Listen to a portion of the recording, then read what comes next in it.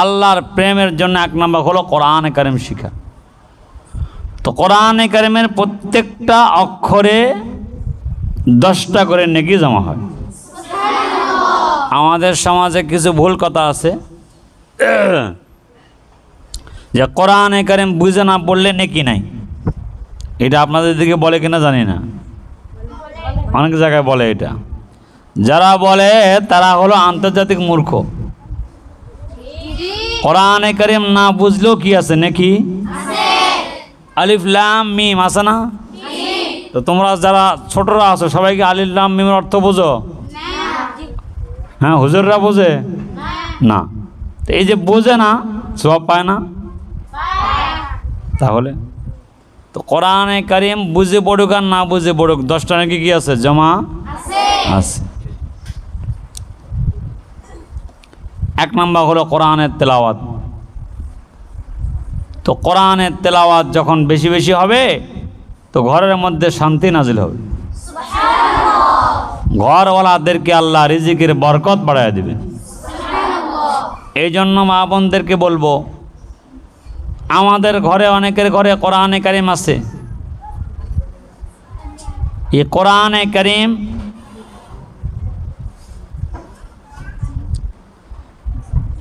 গিলাপ নাই, কোরআনে কারিমের গায়ে জামা নাই। মা বোনদের তো জামা কাপড়ের অভাব নাই, মাশাআল্লাহ, আল্লাহর রহমতে জামা কাপড় আছে, কত কিছু আছে, শোকেস আছে, আলমারি আছে, কত কিছু আছে, কিন্তু কি নাই? কোরআনে কারিমের গিলাপ নাই। তো আল্লাহর কোরআনের গায়ে আপনি জামা দিলে আল্লাহ আপনাকে জান্নাতে রেশমি জামা দিবেন, অসুবিধা নেই। এটা খেদমত করবেন কোরআনের, সম্মান সম্মান। আর কোরআনে কারিম বাসায় থাকলে একে মহব্বত করবেন, তেলাওয়াত করবেন। নবীজি বলছেন যে কিয়ামতের ময়দানে কোরআনে কারিম যার পক্ষে বলবে সে বিনা হিসেবে জান্নাতি।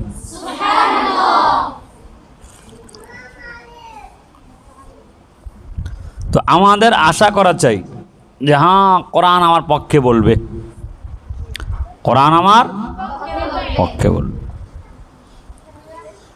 এক নম্বর কথা গেল, কোরআনের তেলাওয়াত আমরা শিখব। 2 নম্বর, আল্লাহ পাকের স্মরণের জন্য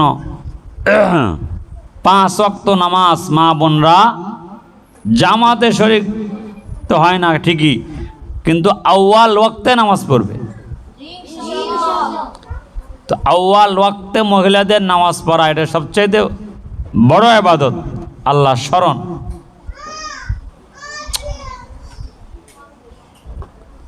আল্লাহ স্মরণ বলে এটা। কথা বলেন না।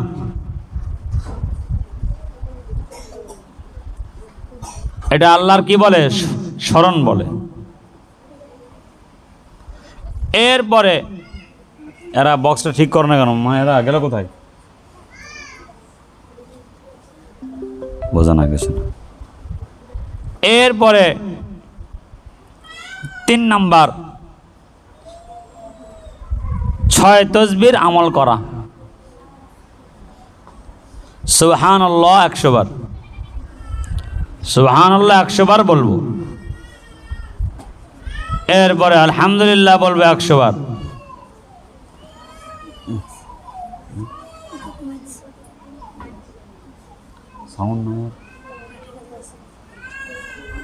এরপরে আলহামদুলিল্লাহ বলবো 100 বার।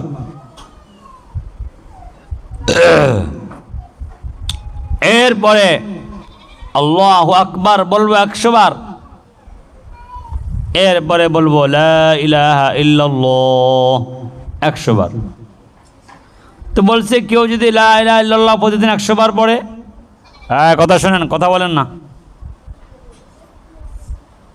প্রতিদিন যদি কেউ লা ইলাহা ইল্লাল্লাহ 100 বার পড়ে তো তাকে কিয়ামতের ময়দানে উঠানো হবে না। বলছে হ্যাঁ, উঠানো হবে। তার চেহারাটা পূর্ণিমা চাঁদের মতো চমকাতে থাকবে।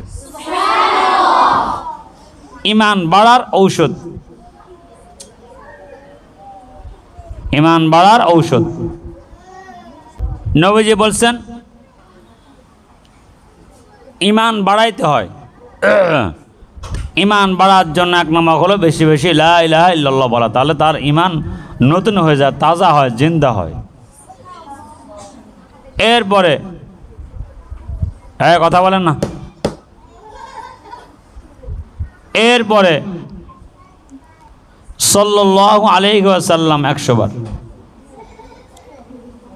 এরপরে ইস্তিগফার 100 বার।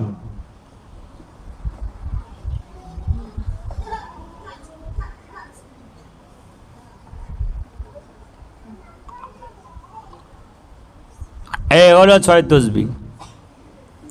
তো কেউ যদি হক আদায় করে 6 তসবিহ পড়ে, তাহলে তার জিন্দগিতে, তার সংসারে অভাব অনটন কখনো হবে না। 6 তসবির আমল। এরপরে যদি কেউ প্রতিদিন পড়ে লা হাওলা ওয়ালা কুওয়াতা ইল্লা বিল্লাহ, যদি কেউ প্রতিদিন 100 বার পড়ে লা হাওলা ওয়ালা কুওয়াতা ইল্লা বিল্লাহ, তো আল্লাহর নবী বলেছেন দারিদ্রতা, অভাব অনটন তাকে কখনো ছুঁবে না। দারিদ্রতা, অভাব অনটন তাদের কখনো হবে না। আর মা বোনদেরকে বলি লা হাওলা ওয়ালা কুওয়াতা ইল্লা বিল্লাহ, এটা হলো 99টি রোগের ঔষধ। প্রতিদিন যারা 100 বার পড়বে লা হাওলা ওয়ালা কুওয়াতা ইল্লা বিল্লাহ, 99টা রোগ থেকে আল্লাহ পাক তাকে হেফাজত করবেন।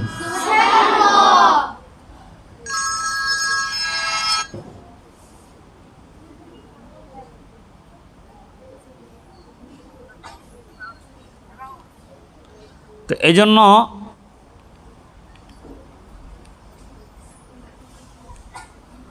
আমরা 100 বার পড়বো লা হাওলা ওয়ালা কুওয়াতা ইল্লা বিল্লাহ। এমনকি নবীজি বলছেন লা হাওলা ওয়ালা কুওয়াতা ইল্লা বিল্লাহ, এটি হলো শয়তান দূর করার এটা হাতিয়ার। আর বেশি হয়ে যারা লা হাওলা ওয়ালা কুওয়াতা ইল্লা বিল্লাহ পড়ে, এটা হল নবীজি বলছেন কানজুম মিন কুনুজিল জান্নাহ, এটা জান্নাতের খনি। এরপরে পড়ব সুবহানাল্লাহি ওয়া বিহামদিহি। যারা 5 ওয়াক্ত নামাজ পড়ি, ফজরের সূর্য ওঠার আগেই 100 বার পড়ব, আসরের পরে সূর্য ডুবার আগে 100 বার পড়ব। তো নবীজি বলছেন যে পৃথিবী, সূর্য যেখানে যেখানে আলো দেয়, এর চাইতেও নবীজির কাছে এই কালামাগুলো দামি। এরপরে ঘুম থেকে উঠে যদি কেউ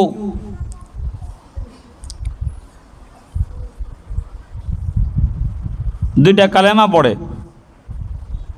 এরপরে যা দোয়া করবে সব কবুল হবে।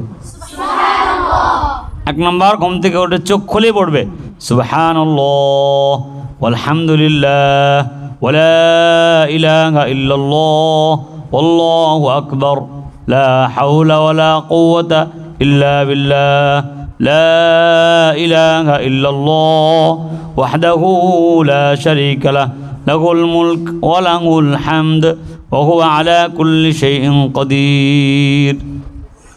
তো বলছে এই দোয়া, এগুলো পড়ার পরে বান্দা বান্দি যা দোয়া করবে এটা কবুল হবে।